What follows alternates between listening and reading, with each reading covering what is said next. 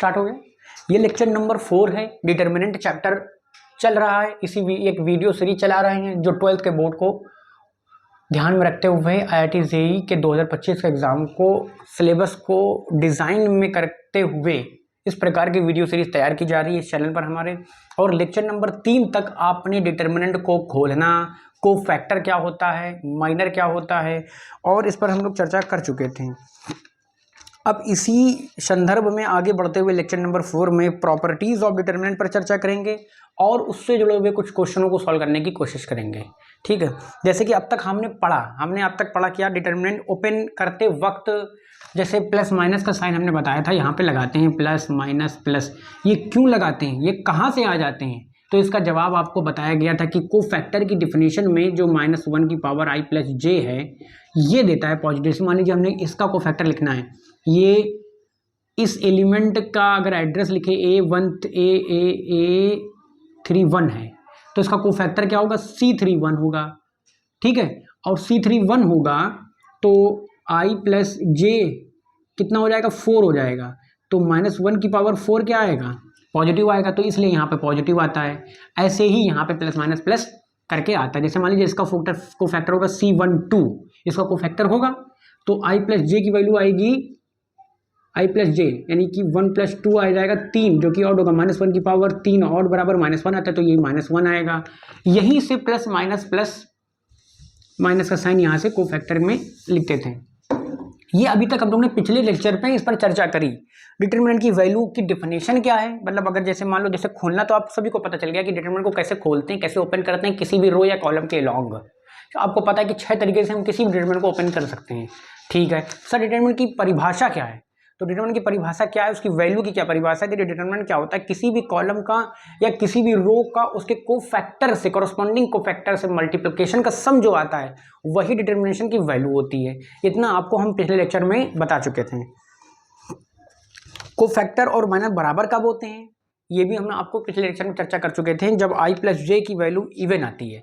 जब मतलब जो कि कोफैक्टर और माइनर सेम ही चीज़ है, बस साइन का फर्क होता है। माइनस कब आता है, जब i प्लस जे ऑड आ जाता था। i प्लस जे जब इवन आएगा तो माइनस पॉजिटिव ही रहेगा, तो माइनर वही कोफैक्टर बन जाएगी। ठीक है, इतना सब कुछ हम चर्चा कर चुके थे। अब हम आगे इस वीडियो में चर्चा करेंगे प्रॉपर्टीज ऑफ डिटर्मिनेंट पर। इनकी प्रॉपर्टीज क्या होती हैं, क्या मदद करेंगी इस सोल्यूशन में चैप्टर के डिटर्मिनेंट। जैसे मान लीजिए प्रॉपर्टी हमने सीख लिया तो इससे हमें मिलेगा क्या, इससे हम डिटर्मिनेंट को और इजीली ओपन कर पाएंगे। जैसे हम अच्छे तरीके से ओपन तो कर सकते हैं, पर जब कभी कभी डाटा ज़्यादा कठिन हो, जहाँ ओपन करना कर तो सकते हैं पर इतना लेंदी हो जाएगा कि आप उसको सॉल्व करते करते आधा घंटा बीत जाएगा, तो उसका कैलकुलेशन नहीं आएगा। पर वहाँ पर क्या आएगा, फिर वहाँ पे आपको प्रॉपर्टीज़ मदद करेंगी कि किस प्रकार से हम प्रॉपर्टीज़ की मदद से डिटर्मिनेंट के चैप्टर में कैलकुलेशन को रिड्यूस कर सकते हैं और अपने समय को बचा सकते हैं। तो इसी लेक्चर में आज हम लोग प्रॉपर्टी पर चर्चा करेंगे, डिटर्मिनेंट की प्रॉपर्टीज़ क्या होती हैं। तो सबसे पहले हेडिंग डालेंगे प्रॉपर्टीज़ ऑफ डिटर्मिनेंट, और ध्यान रहे आपको क्लास नोट्स PDF में इसकी लिंक नीचे डिस्क्रिप्शन में दे दी जाएगी। ठीक, आपको यहाँ पे नोट अगर कर लेते तो अच्छी बात है, थोड़ा सा डिले में PDF थोड़ी सी लेट हम अपलोड करेंगे, पर अपलोड कर देंगे। हर लेक्चर के नीचे उसके डिस्क्रिप्शन में उसके PDF के क्लास नोट्स अटैच कर दिए जाएंगे, और DPP जो प्रैक्टिस क्वेश्चन होंगे उन सब की सीट्स आपको नीचे अपलोड कर देंगे। ठीक है, अब आगे हम लोग कहीं डालते हैं properties of determinant. Properties of determinant,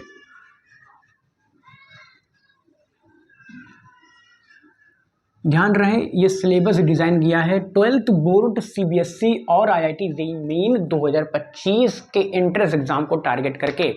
तो यहाँ पे लेवलिटी ऑफ क्वेश्चन थोड़ा सा बोर्ड लेवल से ऊपर मिलेगी। सिर्फ बोर्ड लेवल के क्वेश्चन ही नहीं इस वीडियो सीरीज में कंप्लीट किए जाएंगे, बट आल्सो JEE लेवल के क्वेश्चन की भी PYQ सॉल्व किए जाएंगे इस वीडियो सीरीज में। तो जो अपने हिसाब से आप लोग चुनिए कि आपको किस लेवल का पढ़ना है। बोर्ड लेवल का पढ़ना है तो उनके लिए भी ये वीडियो बहुत अच्छा है, JEE लेवल का पढ़ना है तो उनके लिए भी ये वीडियो बहुत ही अच्छा है। ठीक है, किसी को ये वीडियो सीरीज निराश नहीं करेगी। ठीक है, बहुत अच्छा कंटेंट आपको मिलेगा। हम अपनी काम की तारीफ नहीं कर रहे हैं, खुद आप देखिए, खुद आप सोचिए। आपको क्लास नोट्स PDF में डिस्क्रिप्शन में दे दिए जाएंगे। ठीक है, प्रॉपर्टीज ऑफ डिटर्मिनेंट में प्रॉपर्टी नंबर 1, प्रॉपर्टी नंबर 1 क्या कहती है, अगर हम कोई डिटर्मिनेंट दी है, कोई डिटर्मिनेंट दी, अगर हम उसका ट्रांसपोज ले लें। अब ये सर ट्रांसपोज क्या होता है, आइए देखते हैं। जैसे मान लीजिए कोई डिटर्मिनेंट दी है 1 2 3 4, ये 2 क्रॉस 2 डिटर्मिनेंट दी है। एक मान लीजिए हमने सपोज एक 1 2 3 1 0 1 2 3 4, ये एक 3 क्रॉस 3 की डिटर्मिनेंट दी है, ठीक है, ओके सर। अगर हम इसका ट्रांसपोज ले लें, ट्रांसपोज का मतलब क्या होता है, जो रो में एलिमेंट हैं उनको कॉलम में लिख दें, और जो कॉलम में एलिमेंट लिखे हैं उनको रो बना के लिख दें, ठीक है। इसका ट्रांसपोज ले लो, ठीक है, इसका ट्रांसपोज ले लो। मान लीजिए ये डेल है डिटर्मिनेंट, ठीक है, डेल 1, और ये डेल 2, ये दूसरे डिटर्मिनेंट है। अब मान लीजिए हम डेल 1 को, अगर किसी भी डिटर्मिनेंट का ट्रांसपोज डिटर्मिनेंट डेल 1 डैश से दिखाया जाता है, ठीक है। अब 1 2 क्या रो 1 में है ना, ये रो 1 है, रो 1 को हम C1 बना देंगे। 1 2 देखिए इसके सारे एलिमेंट को हम कॉलम में लिख देंगे। ये 3 4 रो में है, इसको हम 3 4 वर्टिकली लिख देंगे, यानी कॉलम में लिख देंगे। तो ये आ जाएगी इसकी transport determinant of the given determinant. ऐसे ही 3 क्रॉस 3 में भी कर लीजिए आप। डेल 2, चूंकि अभी ट्रांसपोर्ट डिटर्मिनेंट लिखने जा रहे हैं हम, तो डेल 2 डैश लगाएंगे। 1 2 3 रो में है ना, तो 1 2 3 इसको कॉलम में लिख दो। R2 को भी 1 0 1 कॉलम में लिख दो, और 2 3 4 रो में है, ये R3 है तो ये C3 में जाएगा। 2 3 4 देखिए, जिस C3 है तो R3 बना, सॉरी R3 रो को C3 में ही चेंज कर सकते हैं, ठीक है। R3 रो के एलिमेंट्स को हम C2 में नहीं डाल सकते। जिस कॉलम को, मतलब हम कॉलम से रो को कॉलम से आपस में बदल सकते हैं, जो डिटरमिनेंट बने, यानी जो कॉलम है, अगर हम कॉलम है 1 3 को लो बना दे, 1 3 रो बना दिया, देखो उसको उस दूसरे नज़रिए से भी देख सकते हैं, या कॉलम भी तो चेंज हुआ है। जब रो चेंज करोगे अल्टीमेटली कॉलम में भी चेंज आ जाएगा, ठीक है। तो या आप दूसरे शब्दों में इसको ये कह सकते हैं कि जो कॉलम में एलिमेंट लिखे हैं 1 3 उसको रो में लिख दो, जो कॉलम में एलिमेंट लिखे हैं 1 1 2 उसको रो में लिख दो, जो कॉलम में 2 0 3 लिखा है उसको 2 0 3 को रो 2 में लिख दो। इस प्रकार से भी कह सकते हैं, बात एक ही है, एक ही बात को दो तरीके से आप कह सकते हो। तो क्या होगा सर, इससे ट्रांसपोज से सर ये, ठीक है सर, हमें ट्रांसपोज ऑफ डिटरमिनेंट लेना तो आ गया कि रो में लिखे हुए एलिमेंट को सभी जितनी भी रो हैं उस रो के सभी एलिमेंट को कॉलम में लिख दिया जाए, ठीक है सर, वो उसका ट्रांसपोज ऑफ डिटरमिनेंट आ जाएगा। सर इससे फायदा क्या हुआ, सर इससे फायदा ये हुआ कि जो इसकी वैल्यू आनी थी, या जो इसकी वैल्यू आनी, जैसे मान लीजिए इसकी वैल्यू का लिखे 4 -2 आएगी, इसकी वैल्यू 4 × 1 माइनस का 6 माइनस का 2, तो इसकी भी वैल्यू -2 ही होगी सर। कैसे सर, देखिए 4 × 1 - 6 = -2, जो इसकी वैल्यू आनी थी तो इसकी भी सर वैल्यू वही होगी, यानी इसकी वैल्यू मान लीजिए सॉल्व करने, मान लीजिए थोड़ी देर के लिए x आ गई तो इसकी वैल्यू भी x ही होगी। यानी आपने प्रॉपर्टी 1 क्या कहती है डिटर्मिनेंट की, जो डिटर्मिनेंट की वैल्यू आती है, मान लीजिए सपोज एक डिटर्मिनेंट जनरल फॉर्म में लिख लें हम, x y z लिख दिया गया है, p q r दिया गया है, l m n दिया गया है, इसकी जो वैल्यू आएगी, जो ये वैल्यू आएगी डेल बराबर, ये इसकी वैल्यू मान लीजिए डेल है, तो जो इससे ट्रांसपोज ऑफ डिटर्मिनेंट होगी x y z, देखिए r1 को c1 में लिख दिया, p q r l m n, जो r3 थी उसको c3 बना दिया, जो इसकी वैल्यू आएगी वो भी डेल ही होगी। यानी ये जो है इसका ट्रांसपोज डिटर्मिनेंट है, ट्रांसपोज डिटर्मिनेंट, ठीक है, ये इसका ट्रांसपोज डिटर्मिनेंट, मान लीजिए इसकी वैल्यू k आ रही सपोज कल आफ्टर ओपनिंग, तो इसकी वैल्यू भी k ही होगी, ये प्रॉपर्टी 1 कहती है, ठीक है।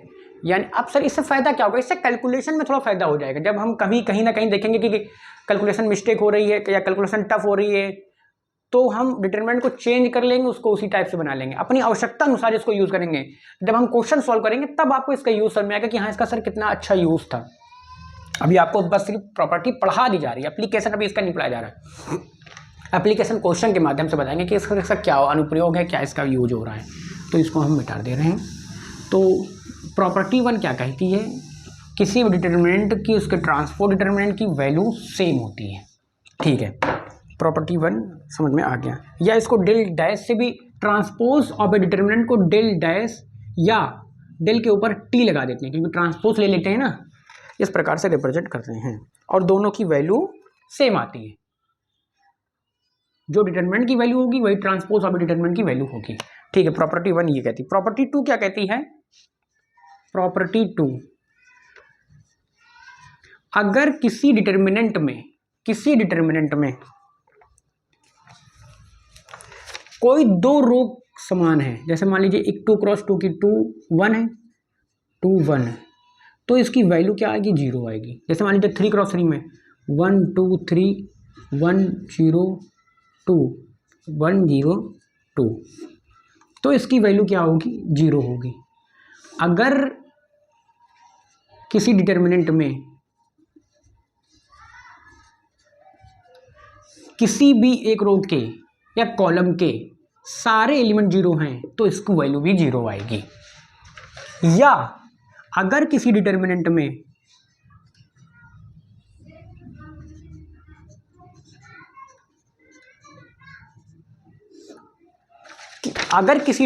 में किसी भी कोई भी रो या कोई भी कॉलम परस्पर ईच अदर मल्टीपल में है तो उस डिटरमिनेंट की वैल्यू भी 0 आएगी। जैसे मान लीजिए ये इसका मल्टीपल है, अगर इस रो में अगर हम R1 में 2 से मल्टीप्लाई कर दें तो क्या R3 नहीं आ जाएगी? हाँ सर आ जाएगी, इसका मल्टीपल है, तो भी उस डिटरमिनेंट की वैल्यू 0 आएगी।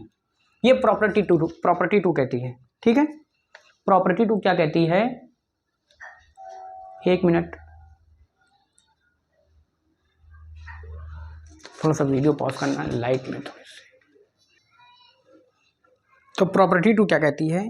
अगर किसी भी डिटरमिनेंट में दो रो या दो कॉलम समान हो, बराबर हो, ठीक है, जैसे यहाँ पे R2 R3 बराबर है, यहाँ पे दोनों रो 2 क्रॉस 2 में तो दिखता है कि हाँ 1 इंटू 2 इंटू माइनस 0, इसमें नहीं दिखता है 3 क्रॉस 3 4 क्रॉस 4 में।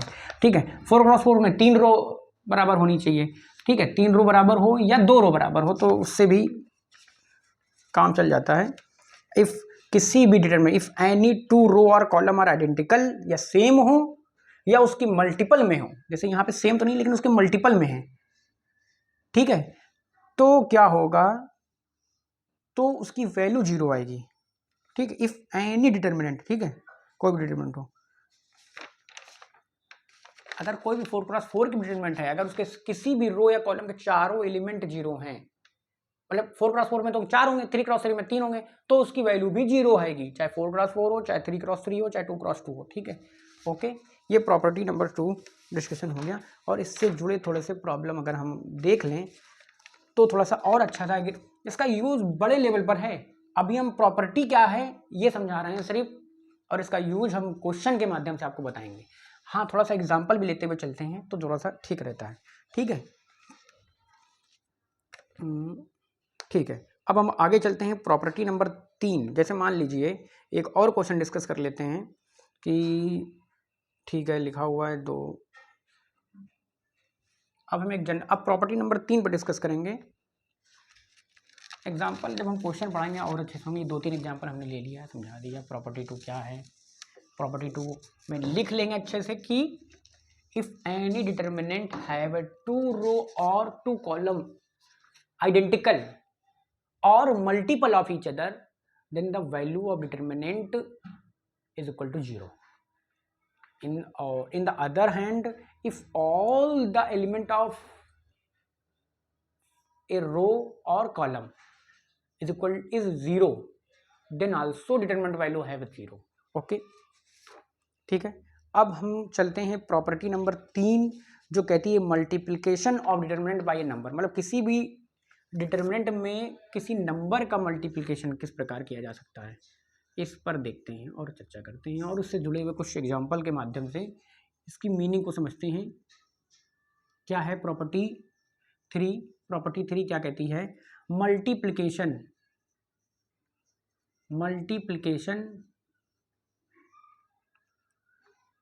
ऑफ डिटरमिनेंट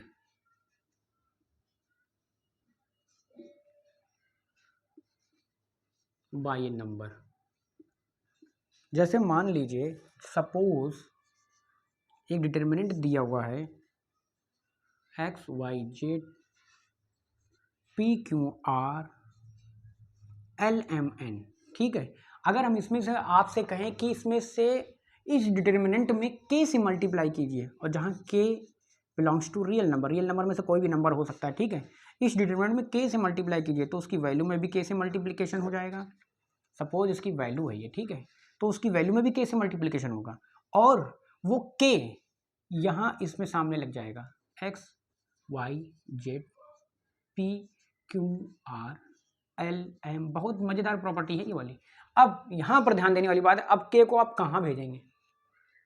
क्या सर सभी में मल्टीप्लिकेशन होगा? नहीं, सभी 9 के 9 एलिमेंट्स में k का मल्टीप्लिकेशन कभी नहीं होता है डिटरमिनेंट में, ठीक है। वो मैट्रिक्स में होता होगा पर यहाँ नहीं होता है, ठीक है।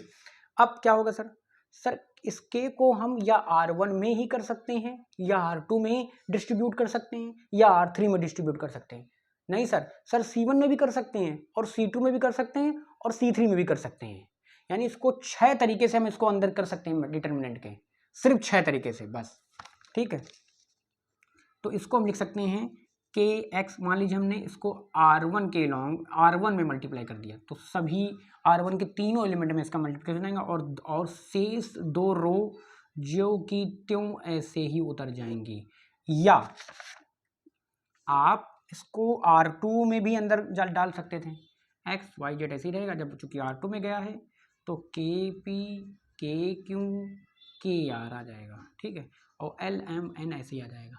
या आप इसके को किसी भी कॉलम के लॉन्ग R3 में भी ऐसे डाल सकते हो, किसी भी कॉलम या C2 के, मान लीजिए हमने एक्स वाई जेड ऐसे उतारा, p q r l m n ऐसे उतार दिया। मान लीजिए हमने इस के को C2 के लॉन्ग C2 में डाल, C2 से मल्टीप्लाई करा तो C2 में आगे आ जाएगा के, ठीक है।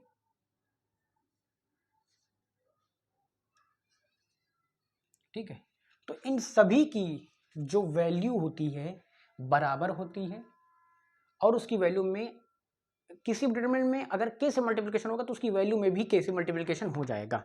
तो ये एक प्रॉपर्टी 3 जो बहुत ही इंपॉर्टेंट प्रॉपर्टी मानी जाती है। वैसे तो सभी प्रॉपर्टी इंपॉर्टेंट है अपने आप में, लेकिन इसका ज़्यादा यूज अच्छे से किया जा सकता है और लॉजिक लगा करके किया जा सकता है और इससे प्रॉब्लम भी थोड़ी सी कठिन आती हैं और अच्छी आती हैं। और जेई में भी इससे रिलेटेड प्रॉब्लम बहुत अच्छी पूछी गई हुई हैं। अब हम आपको PYQ जब उसके कराएंगे तो आपको इस प्रॉपर्टी की अहमियत और इसकी महत्वता का अंदाजा हो पाएगा। फिलहाल हम आगे चलते हैं और एक क्वेश्चन करते हैं इसी प्रॉपर्टी से जुड़े हुए, ठीक है।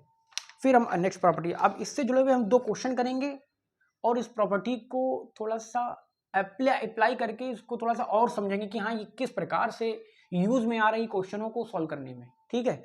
फिलहाल हम वीडियो पॉज करते हैं और क्वेश्चन नोट करते हैं। तब तक आप लोग ये नोट कर लीजिए वीडियो पॉज कर करके, और हम भी अपना वीडियो पॉज करते हैं और इससे जुड़ा हुआ एक क्वेश्चन, ठीक है।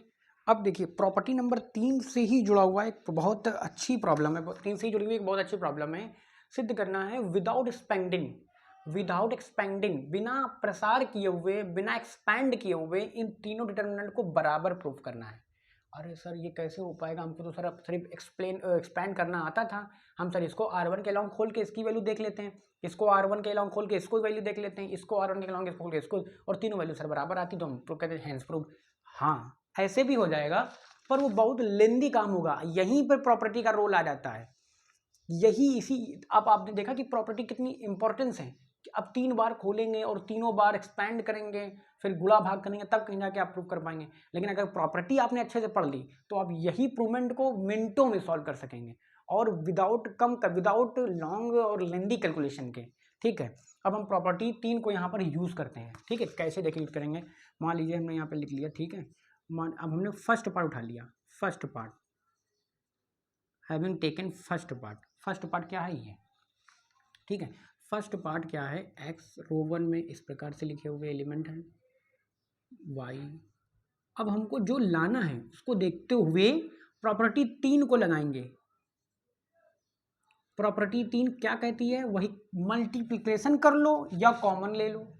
भाई मल्टीप्लिकेशन कर लो या कॉमन ले लो, ठीक है, या मल्टीप्लाई कर दो या कॉमन ले लो, ठीक है।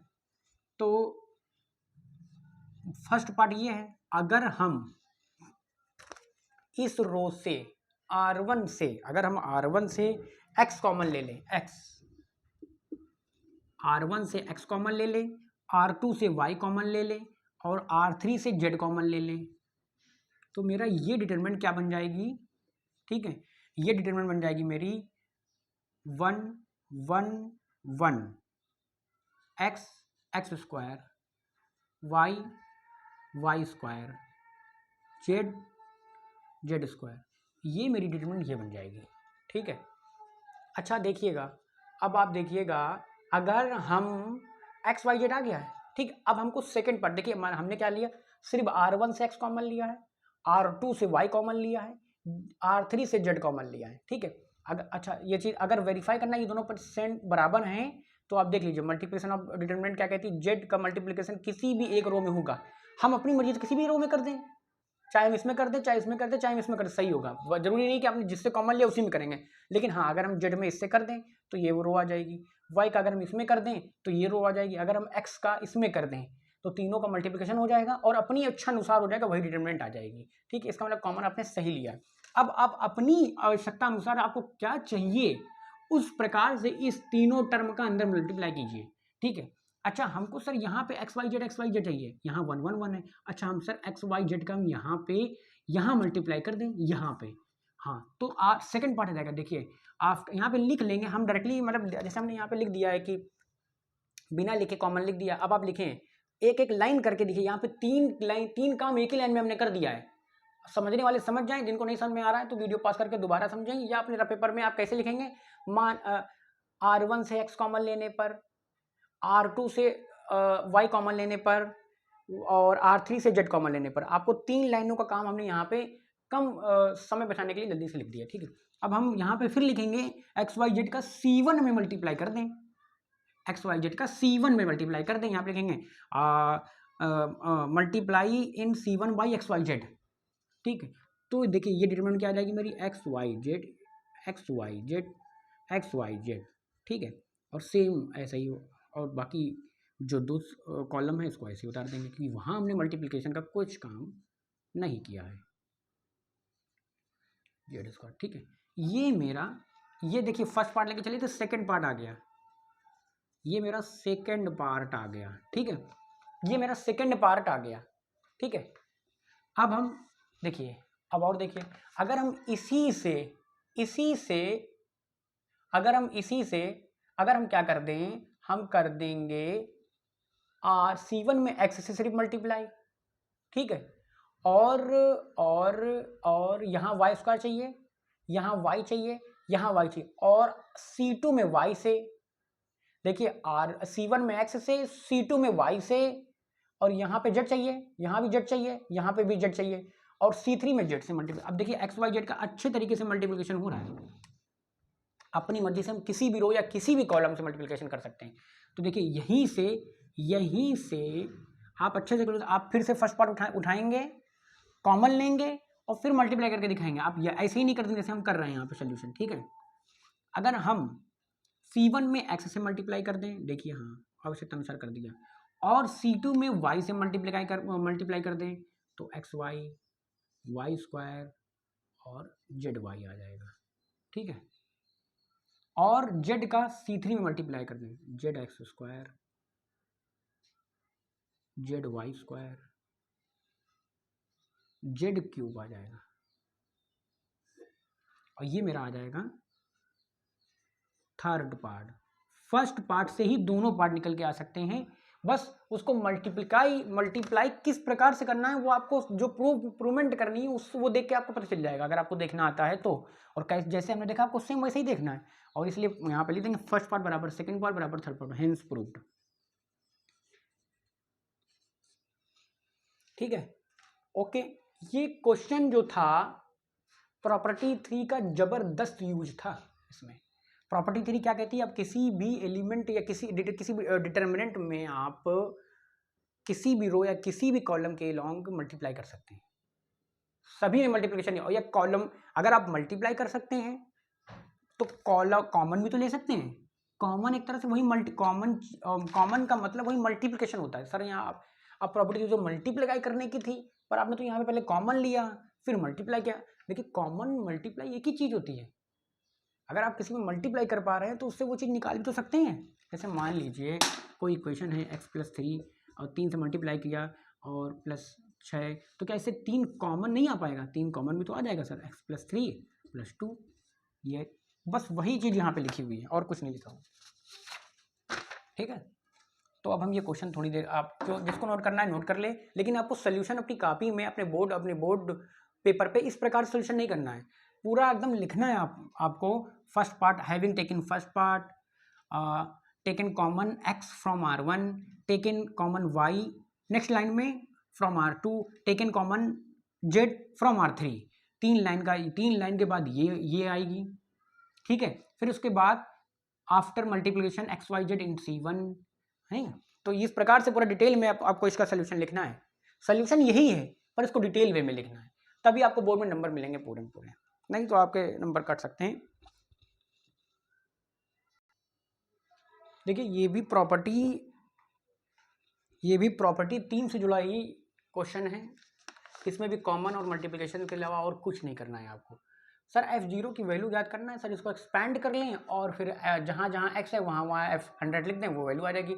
हाँ ऐसे भी कर सकते हो, लेकिन अगर आप प्रॉपर्टी 3 अगर लगा दोगे तो ये क्वेश्चन बहुत ईजिली वे में और कम कैलकुलेशन के साथ और आसानी से हल हो जाएगा। ठीक है, चलिए देखिए प्रॉपर्टी 3 लगाते हैं। सबसे पहले fx को उतारते हैं। fx क्या है? fx एक डिटर्मिनेंट है। ठीक है, अगर हम यहाँ से देखिए R2 से x कॉमन आ रहा है, हाँ सर कॉमन आ रहा है, यानी इसका मतलब मल्टीप्लाई हुआ होगा ना, तो उसको निकाल भी तो सकते हैं। हाँ निकाल लीजिए सर। यहाँ पे लिखेंगे having taken common from R2। ठीक है sir, having taken common from x-1 भी तो कॉमन ले सकते हैं सर। हाँ x-1 भी कॉमन ले सकते हैं, ले लो x-1 कॉमन। ठीक है, और तो और x+1 C3 से कॉमन आ रहा है। देखिए x+1 C3 से कॉमन आ रहा है सर। ये तो आपने 3 रो या कॉलम, 3 जगह से कॉलम लिया है हमने। देखिए x कॉमन लिया है हमने R3 से। ठीक है, और x-1 कॉमन लिया है हमने R3 से, और C3 से x+1 कॉमन लिया है। ठीक है, तो ये सब कॉमन लेने के बाद क्या बचेगा? 1x1 1 2 x-1। यहाँ से क्या कॉमन आ जा रहा है, और यहाँ से भी हम एक x और कॉमन ले सकते हैं। शायद क्वेश्चन हमने गलत उतारा है, 1 मिनट थोड़ा सा वीडियो पॉज करना पड़ेगा हम लोगों को। क्वेश्चन सही है, आप अपनी मर्जी से किसी से भी, जैसे मान लीजिए आपको सर C2 से x कॉमन लेना, आप C2 से भी कॉमन x ले सकते हैं। तो आप अपनी इच्छा अनुसार कॉमन जहाँ जहाँ से मैक्सिमम कॉमन निकल सकता है वहाँ से निकाल लीजिए। तो हमने यहाँ से क्या लिया है, ये देखिए हमने पहले तो R2 से x कॉमन लिया है, तो 2x-1 x+1 बचता, तो x+1 भी आ गया। ठीक है, और फिर हमने x-1 कॉमन लिया है। ठीक है, तो 3x बचेगा यहाँ पे, x-1 यहाँ से आया। ठीक है, x-1 यहाँ से भी आया, तो x-2 बचेगा। ठीक है, और x+1 चला गया है और x-1 चला गया है, तो यहाँ सिर्फ x बचेगा। ठीक है, अब आप किसी भी रो के, मान लीजिए हमने यहाँ पे R1 के लॉन्ग ही एक्सपेंड कर दिया हमने, R1 के लॉन्ग। ठीक है, अब एक्सपेंड कर दीजिए, अब कॉमन नहीं आ रहा है, तो आपने अगर R1 के लॉन्ग एक्सपेंड कर दिया है तो x² माइनस x माइनस का x² माइनस का 2x प्लस का 2x, ये आ जाएगा ब्रैकेट में, माइनस का x। ठीक है, ये कटा 2x माइनस का 3x। ठीक है, और प्लस का 1 x² माइनस का 2x 2 माइनस का 3x x-1। ठीक है, ये इस प्रकार से आ जाएगा।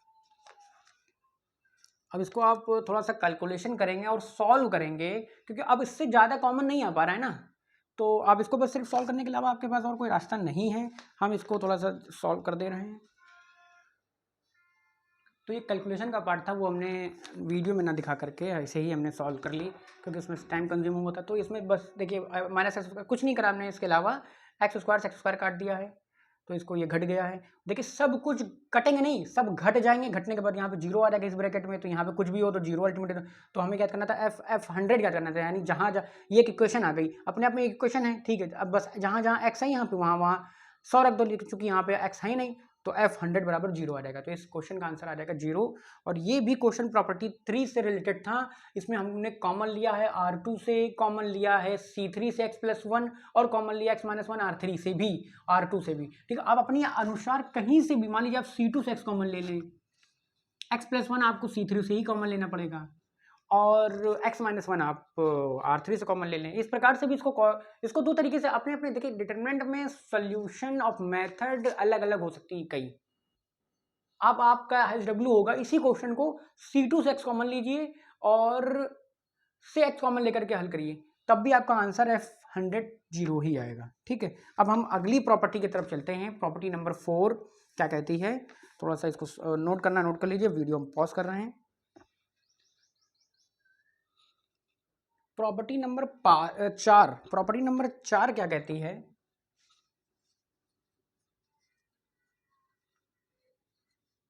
प्रॉपर्टी नंबर 4 क्या कहती है, अगर आप after changes of even number के after even number of changes, after, थोड़ा पहले लिख लेते हैं, after even number of changes, even number of changes, value of determinant, value of determinant, value of determinant remains same, ठीक है। दूसरा point क्या लिखेंगे, after odd number of changes, odd number of changes, value of determinant, value of determinant, value of determinant changes by negative sign only. Value numeric value same आएगी, बस sign negative आ जाएगा। Sir इसका क्या मतलब है, समझ में नहीं आया सर हमें, ठीक है अभी हम समझाते हैं। देखिए एग्जांपल के माध्यम से, अगर आप एक कोई डिटर्मिनेंट बना लें 1 2 3 4 5 1 6 7 8, तो ये एक डिटर्मिनेंट है, ठीक है, ओके सर। अगर सर आप इसमें इवेंट चेंज करेंगे, इवेंट चेंजेस सम चेंजेस करेंगे, जैसे मान लीजिए आपने, सर हमने क्या करा, R2 जो है उसको हमने R1 में लिख दिया और R1 को R2 में लिख दिया, यानी आपने क्या किया, R1 store date R2, R1 R2 का आपस में चेंजमेंट करा दिया सर हमने, ठीक है। तो क्या आएगा सर, एक ये डिटरमिनेंट आ जाएगी 5 4 1 1 2 1 6 7 8। अच्छा सर, तो फिर इसकी सर वैल्यू नहीं बदल जाएगी, हाँ इसकी वैल्यू नहीं बदलेगी, इसकी वैल्यू बदल जाएगी, पर वैल्यू जो आएगी, जो पहले मान लीजिए के वैल्यू आती थी, इसकी वैल्यू आएगी माइनस का के। देखिए एक ये जो चेंजमेंट हुआ है, यानी हम आपस में इस प्रॉपर्टी 4 क्या कहती है, किसी भी डिटर्मिनेंट के रो को आपस में इंटरचेंज कर सकते हैं, ठीक है। अगर वो इंटरचेंजिंग का नंबर इवन है, यानी आपने सम बार इवन टाइम्स चेंज किया है, तो वैल्यू सेम रहेगी। अगर आपने और टाइम चेंज किया तो वैल्यू नेगेटिव के साइन आए, वैल्यू का न्यूमेरिक वैल्यू सेम रहेगी बट नेगेटिव साइन आ जाएगा, बस वही है। अब अगर इसी डिटर्मिनेंट में R3 R1 चेंज कर दें, R3 6 7 8 लिख दें, 1 2 1 और 5 4 1, तो इसकी वैल्यू रिमेन्स वही डेल बराबर के आ जाएगी। देखिए यहाँ पर क्या चेंज डेल 1 हुआ है, यहाँ पर चेंज क्या हुआ है, डेल 2 हुआ है। यहाँ पे दो चेंजमेंट आए हैं, यहाँ से यहाँ प्राप्त करने के, ये डिटरमिनेंट से ये डिटरमिनेंट वैल्यू करने के लिए पहले R2 को R1 में चेंज किया है, फिर R1 को R3 से चेंज किया है, तो ये रिजल्ट आकर के निकला है, ठीक है। तो इसकी वैल्यू और इसकी वैल्यू जो होगी बराबर होगी, ठीक है। जैसे मान लीजिए अब आप अगर क्या करें, C1 को C2 से चेंज कर दें, C1 को C2 से चेंज कर दें। अब यहीं से यहीं पे अगर आप करें, इसी डिटरमिनेंट से आप कर दें 4 2 7, देखिए C2 जो है ये C1 में लिख दें और C1 को C2 में लिख दें 5 1 6 1 1 8, ठीक है। तो जो इसकी वैल्यू आएगी ना वो भी पॉजिटिव आएगी। यानी हमने क्या करा, C2 इंटरचेंज विथ C1 और C2 का इंटरचेंज करा है, तो इसकी वैल्यू भी, क्योंकि ये देखिए पहले यहाँ से यहाँ चेंज हुआ, फिर यहाँ से ये चेंज हुआ, यानी कि कितने चेंजमेंट हुए, इवन चेंज हुए, इवन नंबर ऑफ चेंजमेंट हुए ना डिटर्मिनेंट में, तो वैल्यू रिमेन सेम। अगर ऑड नंबर ऑफ चेंजमेंट हो, वैल्यू की न्यूमेरिक वैल्यू सेम रहेगी, बट साइन आ जाएगा, साइन बदल जाएगा। ठीक है, तो इस प्रकार से देखिए del1 del2 और ये del3 करके ऐसे आ जाएगा। ठीक है, अब आपने चेंजमेंट करना देख लिया है। चेंजमेंट किस प्रकार से करते हैं, प्रॉपर्टी 4 कहती क्या है, और प्रॉपर्टी 4 से रिलेटेड एक प्रॉब्लम है, बहुत अच्छी प्रॉब्लम है, उससे और ये प्रॉपर्टी क्लियर हो पाएगी। फिर इसका प्रॉपर्टी का यूज क्या है, प्रॉपर्टी समझ में और अच्छे से आ जाएगी जब हम क्वेश्चन इससे रिलेटेड लगाएंगे। फिलहाल प्रॉपर्टी क्या कहती है वो हमने आपको बता दी। प्रॉपर्टी को और अच्छे से समझने के लिए आपको क्वेश्चन प्रैक्टिस करनी पड़ेगी, तब आपको प्रॉपर्टी पर पकड़ होती है। हम सिर्फ डिफिनेशन, अगर देखिए कभी कभी मैथमेटिक्स में क्या होता है, आप डिफिनेशन नहीं पढ़ते हैं, उसका एप्लीकेशन पहले पढ़ते हैं, फिर समझ में वो बाद में आता है। जैसे वैल्यू ऑफ डिटरमिनेंट की अगर हम आपको डिफिनेशन पहले बता देते हैं सिग्मा वाली करके, तो आपको फिर समझ में कुछ नहीं आता। पहले हमने डिटरमिनेंट को खोलना बताया, पहले हमने आपको ये भी नहीं पता कि कोफैक्टर क्या होता है, और आप वो कर वही चीज़ रहे थे। वैल्यू ऑफ डिटरमिनेंट कैसे निकलती है, वैल्यू ऑफ डिटरमिनेंट निकलती है 1 2 3 5 6 7, तो एलिमेंट का उसके करस्पॉन्डिंग कोफैक्टर से मल्टीप्लिकेशन का सम ही तो आता है, वैल्यू ऑफ डिटरमिनेंट को बोलते हैं। लेकिन अगर हम आपको पहले यही बताते तो आपको वो समझ में ना आता। पहले हमने आपको बस सिर्फ खोलना बता दिया, देखो इसको इस प्रकार से करके ऐसे ऐसे खोलते हैं, वो आपने सीख भी लिया और आपने उसको कैलकुलेट और क्वेश्चन भी करने लग गए, पर आपको मतलब नहीं पता था कि आप कर क्या रहे होते थे। पहले हमको पता है यहाँ पे प्लस करके यहाँ माइनस, यहाँ प्लस, आपको बस इसे रटा दिया कि हाँ यहाँ प्लस आता है, यहाँ माइनस आता है, यहाँ प्लस आता है, पर आपको एक्चुअली पता नहीं कि यहाँ पे क्यों आता है प्लस माइनस। वो कोफैक्टर का साइन होता है, वो आई माइनस 1 की पावर आई प्लस जे डिसाइड करेगा कि वहाँ पे माइनस आएगा कि प्लस आएगा। ठीक है, तो ऐसे यहाँ पे भी प्रॉपर्टी आप पहले हम बता रहे कि आपको प्रॉपर्टी कहती क्या है। अब इस प्रॉपर्टी का जब हम क्वेश्चन में लगाएंगे, यूज करेंगे, तब आपको समझ में आएगा एक्चुअली में प्रॉपर्टी का मतलब क्या था। ठीक है, अब हम वीडियो पॉज करते हैं और इसको मिटा करके क्वेश्चन नोट करते हैं जो रिलेटेड होगा प्रॉपर्टी नंबर 4 से, तब आपको समझ आएगा प्रॉपर्टी 4 को एक्चुअली में किस प्रकार से यूज किया गया है। ठीक है, ठीक है, देखिए ये क्वेश्चन है, इसको हमें पहले कह दिया कि विदाउट एक्सपेंडिंग, बिना एक्सपेंड किए हुए डिटरमिनेंट की वैल्यू याद करनी है। अच्छा सर, अब तो हमें एक्सपेंड भी नहीं करना, हमें वही तो आता था अच्छे से, हम तो प्रॉपर्टी को यूज भी नहीं करना आता है हमें, अब हम कैसे एक्सपेंड कर पाएंगे, इसकी वैल्यू कैसे फाइंड आउट कर पाएंगे। सर आपको तो पता है सर, इसमें यहाँ प्रॉपर्टी 4 लगानी है, तो आप तो आराम से आपको रटा है कि हाँ इस क्वेश्चन को प्रॉपर्टी 4 के से सॉल्व कर सकते हैं वैसे भी एक्सपेंड करके, लेकिन बिना प्रॉपर्टी 4 लग जाएगी तो अच्छे से सॉल्व हो जाएगा। हमको तो सर नहीं पता, हमें कैसे पता चलेगा कि यहाँ प्रॉपर्टी 4 3 2 1 लगेगी। वो जब आप क्वेश्चन, जब आप पूरा चैप्टर खत्म कर लेंगे, प्रैक्टिस कर लेंगे, तो आपको समझ में आएगा कि फिर आपको अपने आप दिखने लगेगा। जैसे जैसे चैप्टर खत्म होता चला जाएगा, आप प्रैक्टिस करते चले जाएंगे ना, आपको अपने आप दिखने लगेगा कि यहाँ पे क्या लगने वाला है इस क्वेश्चन में। ऐसे तो आपको लग रहा है कि आप रट रहे हैं कि हाँ यहाँ पे सर प्रॉपर्टी 4 लग रही है, पर आपको कब आभास होने लगेगा, कब आपको फील आने लगेगा देख कर ही क्वेश्चन की यहाँ पे क्या लगने वाला है, वो आपको वो तब होगा जब आप पूरा लेक्चर आराम से पढ़ेंगे, देखेंगे, प्रैक्टिस करेंगे और रिवीजन करेंगे, तब आपको भी फील होने लगेगा कि यहाँ पे कौन सी प्रॉपर्टी लग के आसानी से इजीली सॉल्व हो जाएगा। देखिए यहाँ पे भी हम प्रॉपर्टी 4 का यूज़ करके दिखाएंगे, यूज़ करते हुए शो करने से कैलकुलेशन कम हो जाए। दो डिटर्मिनेंट हैं सर, इसको एक्सपेंड करें फिर लंबी कैलकुलेशन हो जाएगी, लेकिन नहीं, थोड़ा सा यहाँ पे अगर ध्यान देना तो दोनों डिटर्मिनेंट एक ही लिखी हुई है, उसको बनाएं, शकल एक कर दें। सर यहाँ तो 100, जब करस्पॉन्डिंग एलिमेंट्स ए बराबर होते हैं, हाँ यहाँ 103, यहाँ 113 है, तो सर यहाँ तो ऐसे ही रहने देते हैं हम यहाँ पे, चलो 103 को हम ऐसे ही रहने देते हैं। किसी एक को एक में बदलो, एक को किसी एक, कोई भी आप अपनी मर्जी से किसी डिटरमिनेंट को किसी दूसरे डिटरमिनेंट के रूप में बदल सकते हैं, 114 106 116। ठीक है, मान लीजिए यहाँ 113 लाना है, यहाँ पे 103 लाना है हमको, ये तो यहाँ है। अच्छा पहले तो ये यहाँ आ जाए, पहले तो ये C1 में आ जाए, ठीक है, फिर तो हम बाद में देखेंगे, ऊपर नीचे कर लेंगे। तो हमने क्या करा, C1 स्टोर डेट C3 कर दिया, यानी C1 C3 आपस में इंटरचेंज कर दिए, तो 104 11 103 और इसका आपस में इंटरचेंज करा 116, और जो C2 होगा वो जो होगा तो वैसे ही रहेगा। ठीक, एक एक करके करते हैं, नहीं तो उसमें बहुत मिस्टेक हो जाती है। अगर आप लगातार जैसे हमने करा है, एक साथ कॉमन करा है क्वेश्चनों में, पिछले क्वेश्चन में एक साथ मल्टीप्लिकेशन कर दिया है, तो वो हमने कर लिया, पर आप ऐसा ना करिए, आप एक एक स्टेप एक एक पे एक लाइन पे करिए। ठीक है, तो हमने C1 C2 का आपस में इंटरचेंज कर दिया। ठीक है, सर यहाँ पे 103 आ गई। अच्छा, यहाँ ऊपर लाना हमें 103। अब हम क्या करेंगे, R1 इंटरचेंज विथ R3।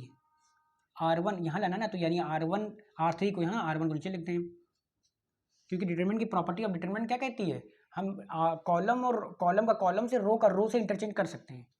तो 103 114 115 एक ही एलिमेंट को देखा हमने, बस वही करते रहेंगे। और R2 सेम है ना, वही R11 106 108, ठीक है, 11 10 104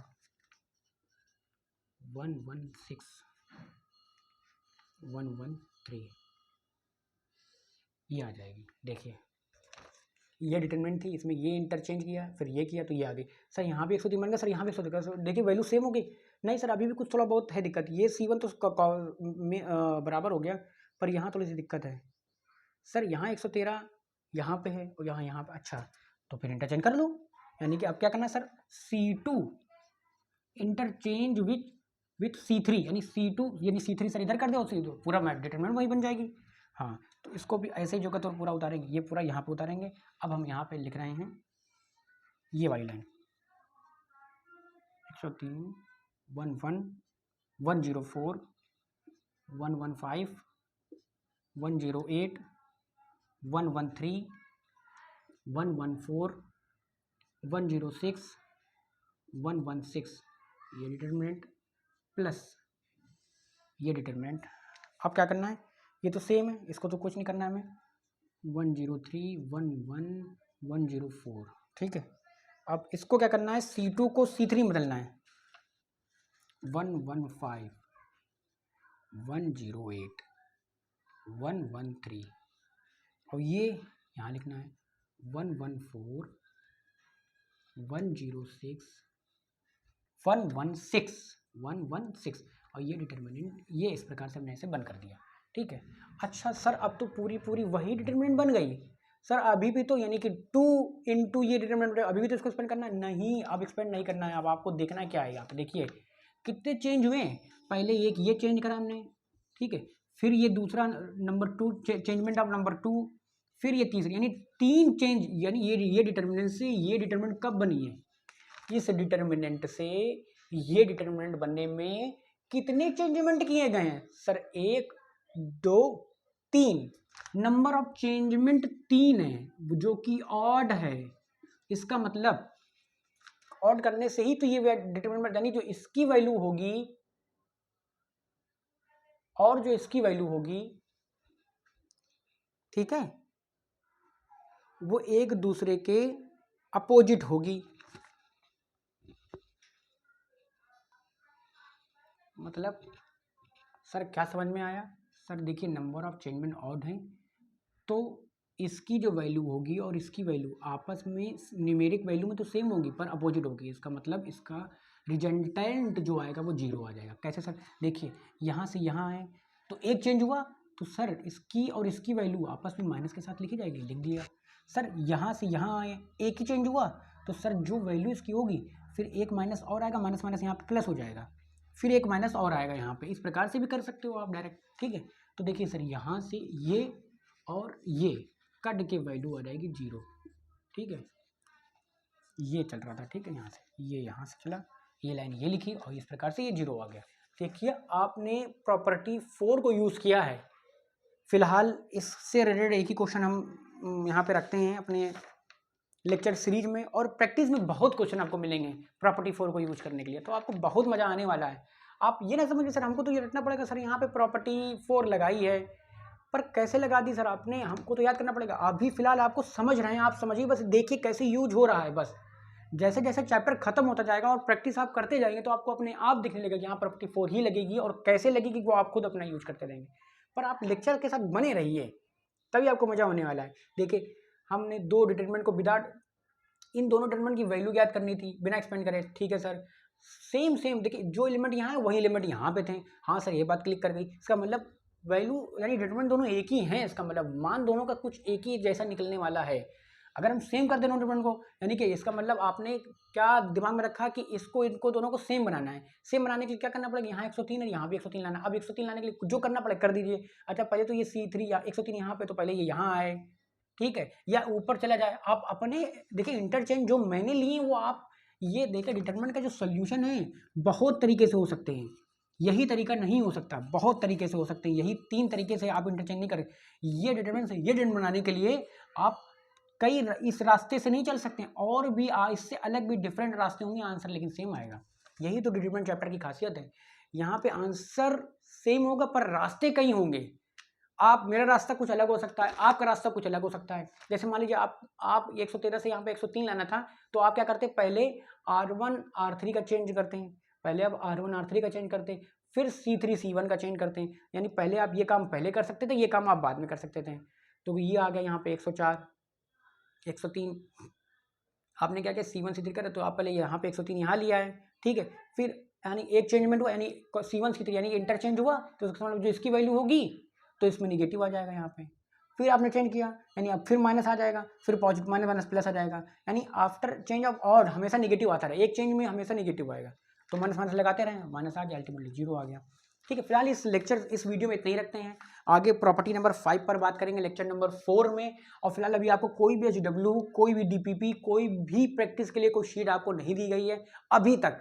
लेकिन जैसे ही लेक्चर नंबर 5 कंप्लीट होगा, आपको भरपूर NCERT से एक्सरसाइज मिलेगी, DPP से क्वेश्चन मिलेंगे, आपको अलग से एक प्रैक्टिस शीट आपको हमारे टेलीग्राम चैनल पर नीचे डिस्क्रिप्शन में लिंक लगा दी जाएगी इस वीडियो के, वहाँ से आप जाकर के DPP डाउनलोड कर सकते हैं और क्लास नोट्स भी डाउनलोड कर सकते हैं, ठीक है, ताकि आपको नोट्स बनाने में भी आसानी हो।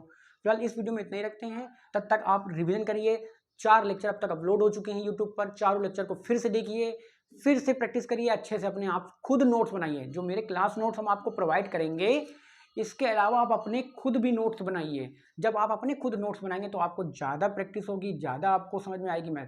ऐसे आप मेरे पके पकाए नोट से ही काम कराते चलेंगे, आप मेहनत नहीं करेंगे तो फिर आपको मज़ा नहीं आने वाली। मैथ एक अपने आप में एक इंटरेस्टिंग सब्जेक्ट है, जितना प्रैक्टिस करेंगे आपको उतना ही मज़ा आने वाला है, ठीक है। फिलहाल इस वीडियो में इतना ही रखते हैं, तब तक के लिए नमस्कार।